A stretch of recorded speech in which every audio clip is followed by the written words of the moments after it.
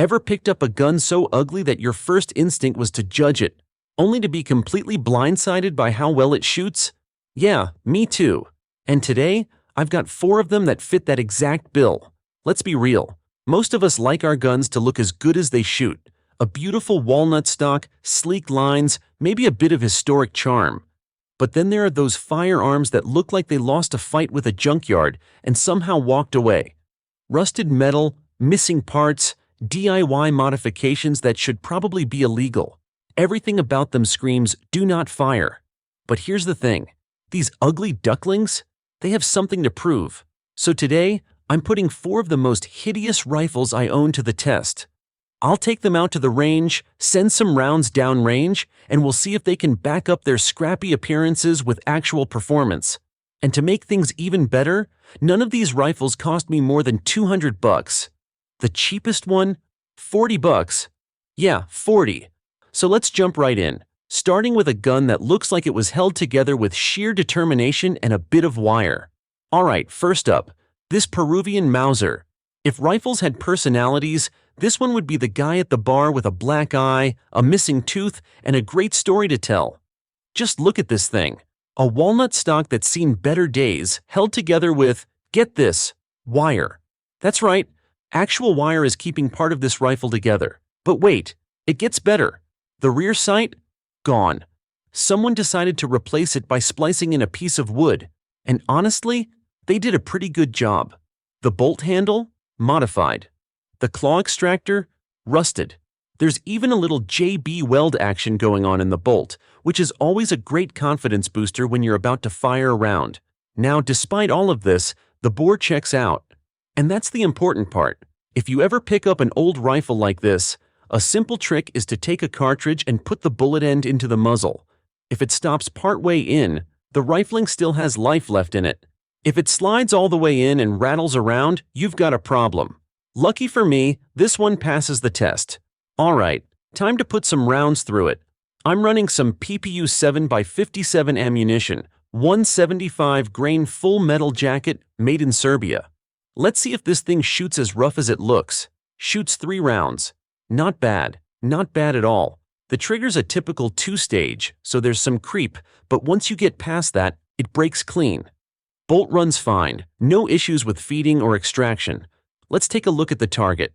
And what do you know? That's actually a respectable group. Scope's a little bent. I noticed that earlier, but even with that, this is more than acceptable. This rifle might be a wreck cosmetically, but it's still got some fight left in it. If you handed this to me for deer season, I wouldn't complain.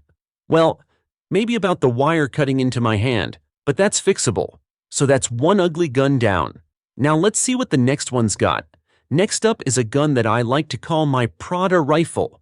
Why? Because someone at some point tried to give this thing a fancy makeover and failed miserably. This is a 1934 Mauser banner, and despite its history, it has been heavily modified. First thing you'll notice is this stock. It looks like something out of a bad science experiment. Someone took plexiglass, shaped it, and attached it to the grip. I guess they thought it would help with ergonomics, but all it really does is make it look like a high-heeled shoe. I have no idea why they did this, but I do know they were committed.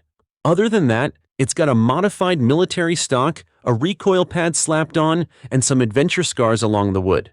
But underneath all of that, it's still a solid Mauser. You can see the Mauser Verka markings right here on the side of the action. Now this one is chambered in 8x57, which means it's got some punch to it. And since the action is still tight, I'm expecting it to shoot pretty well. So let's load it up and find out. Shoots 3 rounds. Okay, smooth action, clean break on the trigger. It's actually not the original military trigger, but it's decent. Let's check the target. And there we have it. Not exactly match-grade precision, but more than serviceable. Honestly, I wouldn't have expected much better out of an unmodified Mauser with iron sights. The group is tight enough that I know the rifle's capable, I just might be the problem. For a gun that looks like someone tried and failed, to make it a designer piece, I have to say, it shoots way better than it looks. And at the end of the day, performance beats aesthetics, right? Alright, 2 down. Now, let's move on to one that has a bit of an identity crisis. This next one is a real Frankenstein's monster. It's an Israeli Mauser chambered in 308, and if you look closely, you can see the 762 stamp right here. That tells me this was likely part of an Israeli conversion program, where they took old Mauser actions and rechambered them to 762 NATO. Now the modifications on this thing are questionable, to say the least. First off, the scope bases. Someone used epoxy. Yes, epoxy, to keep them in place. And not just any epoxy. It looks like they jammed in a chunk of a weaver ring to stop it from sliding forward. Talk about problem solving. The rear sight? Gone. The front sight bead? Also gone.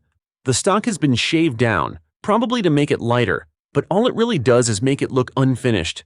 But despite all of this, the bore looks solid, and that's all I really care about. Alright, let's run some 308 through it and see if this thing holds together. Shoots 3 rounds. Huh.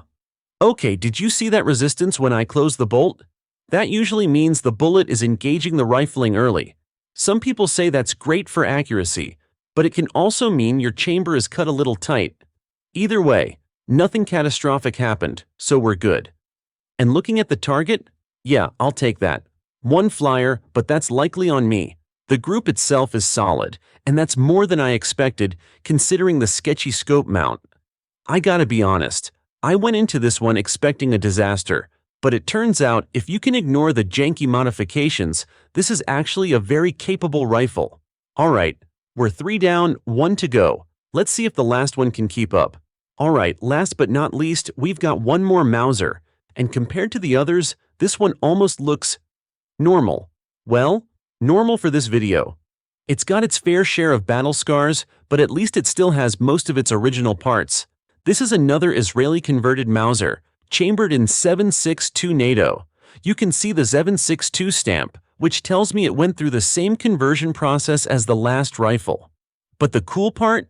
This one still has its iron sights intact, no weird plexiglass grips, no epoxy-glued scope bases, no missing front sight.